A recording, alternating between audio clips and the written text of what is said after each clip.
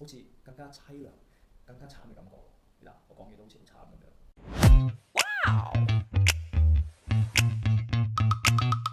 Hey. 大家好，歡迎翻嚟收睇國風教唱歌嘅教學頻道。今日想同大家講下嘅就係氣泡音。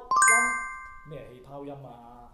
其實氣泡音咧係一種放鬆喉頭嘅發聲，而佢嘅發聲原理咧就係氣流通過喉腔嘅時候，將閉合嘅聲帶中間部分吹一個好細嘅窿，氣流同埋聲帶邊緣摩擦產生震動，經過喉咽腔共鳴，發出好似泡泡聲嘅音色，就係氣泡聲啦。其實練習氣泡聲咧，對於氣息控制咧好有幫助啊，因為咧佢需要用到穩定而又微弱嘅氣流去支撐。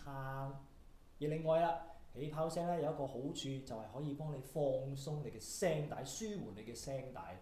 好啦，我哋一齊嚟試下點樣發出呢個氣泡音。首先第一步要放鬆你嘅喉嚨，放鬆你嘅胸部，跟住我哋試下發出一個嘅音。OK， 同時我哋試下點樣去將個聲帶留出一個窿仔，而令到佢產生呢個氣泡音咯。我哋試咯喎，咁啊冇氣泡音啦。OK， 我哋再壓低少少，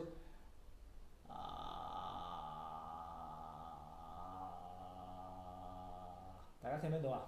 好似有少少噠噠噠噠噠噠，卜卜卜卜咁樣嘅聲音咧發咗出嚟咯喎。我哋再試一次咯喎。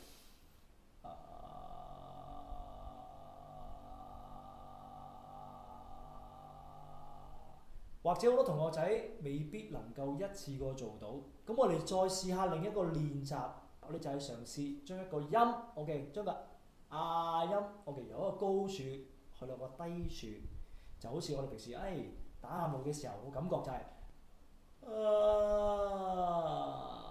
我哋大家一齊試下咯。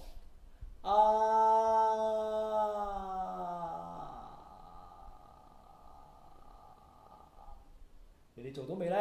如果能夠做到嘅話呢，我哋又揾啲歌去試下咯喎。呢度有幾句歌詞就係陳奕迅嘅《好久不見》，因為陳奕迅咧本身把聲可以好低又可以好高，而佢低得嚟咧嗰種磁性又能夠打動到你，所以氣泡音咧有時令到一首歌嗰個層次又提升咗之餘咧，又會產生一種好似更加凄涼、更加慘嘅感覺。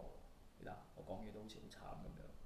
OK， 我哋一齊嚟試下咯。首先咧，我圈住呢個綠色圈圈咧，就係氣泡音。我哋嘗試下咯。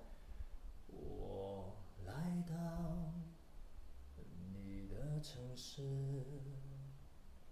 走過你來時的路。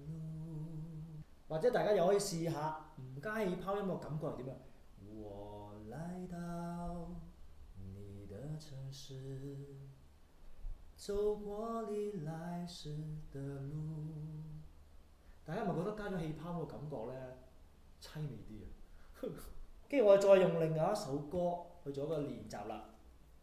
簡單啲，冇錯係演員啊！我哋做演員嘅通常都要交足氣嘅，所以情緒呢樣控制咧真係好緊要㗎。我哋一齊嚟示範咯。簡單點，說話的方式簡單點，係咪覺得滄桑啲啊？個感覺。好啦，我哋而家再重複一次，由好久不見先啦。3、2，一齊嚟咯喎！我來到你的城市，走過你來時的路，簡單點，說話的方式簡單點。做得非常之好啊！如果你哋肯加以練習嘅話呢，我相信你哋嘅氣泡音呢一定會做得好好嘅。好啦，非常感謝大家收睇我嘅教學頻道啊！